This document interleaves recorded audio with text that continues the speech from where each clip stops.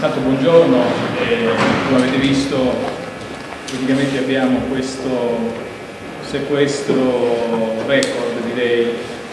per quanto riguarda il territorio della provincia di Treviso, ma io direi anche per quanto riguarda il nord-est, almeno a memoria qui di colleghi più anziani, non ci sono dei precedenti di sequestri in questa portata, soprattutto del tipo di stupefacente che è cocaina, quindi come sapete è quella che ha un maggior valore dal punto di vista merceologico e quindi anche sul mercato, tant'è che abbiamo stimato questi 51 kg di droga sequestrata in un valore di mercato oscillante dai 10 ai 15 milioni di euro, perché il tutto è connesso al taglio e alla percentuale praticamente di sostanza taglio che viene aggiunta alla dose. Quindi, calcolando una suddivisione di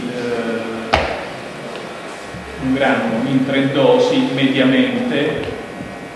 potremmo arrivare anche a 15 milioni di euro, però se manteniamo un profilo un po' più basso forse arriviamo anche a 2 dosi, e quindi non voglio fare i conti della serie, ma comunque abbiamo un buon valore di mercato e diciamo, l'eccezionalità del sequestro sta anche nel fatto di aver tolto dal mercato un quantitativo così importante, perché poi non sappiamo quale potessero essere le diramazioni finali, e soprattutto dobbiamo risalire, e qui vengo al punto, a quella che è l'organizzazione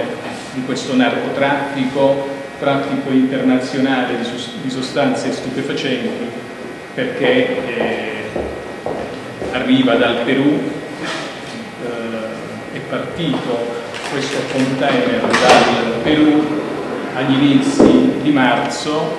dopo un mese di navigazione, con una tappa in porto Panama, è arrivato al porto di Genova su un cargo, di qui con treno merci è stato trasportato da Genova all'interporto dogana di Padova, e da Padova con corriere su gomma, con un camion, un tir,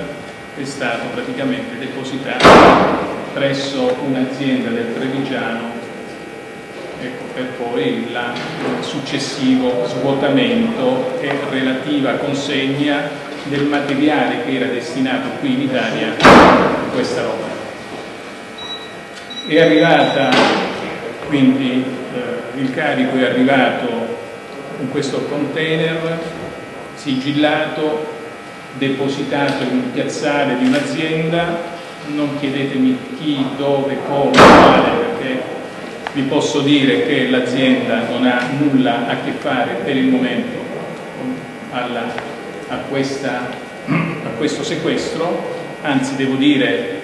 che è stata proprio l'acutezza del personale dell'azienda che ha notato quei 2 borsoni che voi vedete, borsoni rivelati sospetti in quanto non coincidenti con i colli e il carico che loro attendevano, hanno informato noi che con un sopralluogo, con una verifica, abbiamo rinvenuto questo quantitativo. Quindi nel container c'era altra merce? Nel container c'era altra merce che doveva essere distribuita, merce che arrivava da questa località, certo. Callao si chiama, nel porto peruviano, dove è portato questo container, con merce diversa, con merce la più, diciamo, variegata, essenzialmente riconducibile al confezionamento destinato al mercato del tessile in particolare, confezionamento di cuscini, confezionamento di materassi, tende, tutto quanto quello che può essere riconducibile a questo genere di settore. E merce che andava ad aziende della marca? Ecco, Poi c'era all'interno anche, a seconda del collo del materiale, veniva poi prelevato da personale di una ditta veneziana che doveva occuparsi praticamente della distribuzione. Il punto di riferimento, cioè dove è stato scaricato il container, è in questa azienda del Trevigiano, ed è qui che noi abbiamo effettuato praticamente il rinvenimento ed il sequestro di questo quantitativo, come dicevo, che non ha precedenti praticamente in provincia di Treviso, ma anche del nord-est. Possiamo dire della Castellana? Diciamo della Castellana perché ovviamente è un'attività svolta dai carabinieri di Castelfranco e del nucleo investigativo di Treviso, perché adesso siamo di fronte ad un'attività di indagine molto importante che andrà a riguardare, diciamo, associazioni o personaggi collegati al mondo del narcotraffico, quindi è un livello eccezionale, cioè eccezionale nel senso che è più alto di quello al quale, diciamo, siamo abituati a confrontarci giornalmente, ancorché di sequestri di cocaina e soprattutto negli ultimi giorni ne abbiamo fatti, ma di questa portata potete immaginare l'eccezionalità e ovviamente l'interesse che può esserci da parte di organizzazioni criminali. Si tratta di traffico internazionale, quindi noi abbiamo avviato un'attività di indagine che avevamo in atto per quanto riguarda il mercato locale, ma che adesso ci apre uno scenario particolarmente,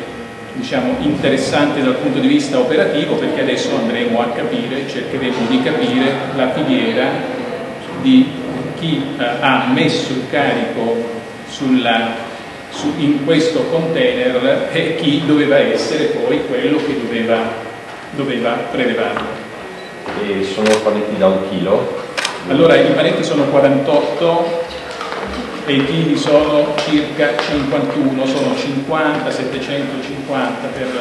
la precisione. Ecco, i panetti che abbiamo trovato suddivisi in quei 2 borsoni che vedete, i borsoni che abbiamo trovato chiusi con lucchetto nel momento in cui sono stati rinvenuti e dai quali poi sono venuti fuori suddivisi diciamo equamente i panetti. Dicevo l'eccezionalità ma anche l'interesse operativo. È chiaro che non ci aspettavamo di trovare così un carico così importante, quindi dal punto di vista operativo adesso abbiamo già interessato e siamo in contatto con la direzione centrale dei servizi antidroga, nonché con il ROS quindi, e tutti gli altri organismi collaterali che ci possano dare delle indicazioni utili al prosieguo delle indagini, perché provenendo dal Perù ovviamente dobbiamo cercare di costruire, come dicevo prima, la filiera tanto della partenza quanto dell'arrivo. Sappiamo solo per il momento che, al di là del tragitto effettuato da questo container, c'è qualcuno in giro che starà reclamando questo quantitativo, perché è un quantitativo che probabilmente, che fosse destinato in Italia non c'è dubbio, che fosse destinato probabilmente in questa zona non c'è dubbio, perché è arrivato in un container destinato qui, a meno che non dovesse essere prelevato prima dell'arrivo a destinazione. Ecco, sono delle ipotesi ovviamente che farebbe chiunque, per noi dobbiamo partire da questo dobbiamo partire da questo particolare che non è irrilevante, se vogliamo. La merce, il container era sigillato può darsi che dovessero togliere i sigilli o nottetempo nelle varie tappe, nelle stazioni in cui è rimasto fermo il container. Può darsi, questa è un'ipotesi investigativa quello che dico, può darsi che dovevano recuperarlo lì questo quantitativo, non è stato possibile per sopravvenute impossibilità da parte degli organizzatori, di chi seguiva il carico praticamente, fino a permetterci il rinvenimento e il sequestro grazie alla acutezza, devo dire, alla tempestività anche delle persone che ci hanno permesso di intervenire subito, nell'immediatezza. Quando è arrivato il container a Castelfranco? Allora, il container è arrivato 10 giorni fa. Dove? È arrivato dove? Qua? Qua? Sì, qua guarda, cioè. Qua. Allora, il container è arrivato una decina di giorni fa, per la precisione, il 12. Perché ovviamente questo periodo trascorso ci è servito per interessare gli organismi collaterali e acquisire delle notizie utili e per evitare ovviamente che fosse al momento, all'inizio, intralciata questa attività. Abbiamo raccolto degli elementi su cui ovviamente dobbiamo lavorare e dobbiamo approfondire, ed è stato questo il motivo per cui l'avvenuto sequestro è stato tenuto fermo, ecco, per dire in termini così di notizia, ed esaminare alcuni aspetti. Stiamo approfondendo, come dicevo, alcuni elementi, lo stiamo facendo insieme alla direzione centrale, ai servizi antidroga, al nostro raggruppamento operativo speciale, e questo naturalmente adesso gli sviluppi saranno successivamente, se ci saranno, portati a conoscenza, perché anche per noi è un'attività che si preannuncia abbastanza difficile. Cioè, qui ci sono personaggi di spessore sicuramente criminale, di altissimo profilo, e quindi credo che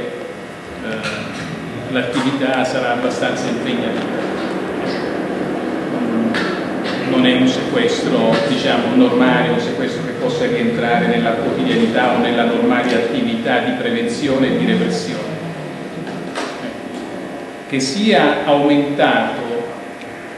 il quantitativo di sostanza, e in particolare della cocaina, in questo ultimo periodo, e questo è un dato di fatto riscontrabile e riscontrato anche dagli ultimi sequestri che abbiamo effettuato. Quantità naturalmente non di questa portata, modiche se vogliamo rapportarlo a questo quantitativo, ma sicuramente non irrilevante ai fini della diffusione, diciamo, del fenomeno e della richiesta del mercato praticamente su questo tipo di sostanza. Adesso che ci piove addosso praticamente un quantitativo di questa natura, vuol dire che intanto riteniamo che non sia destinato esclusivamente a questo mercato, perché altrimenti devo dire che qui la gente potrebbe pasteggiare con però ecco, che abbiano scelto questo punto del Trevigiano per poi effettuare uno smistamento a livello nazionale o nord, questo non lo sappiamo, lo dobbiamo verificare, però voglio dire, rimane un po' impensabile che possa essere destinato per il consumo,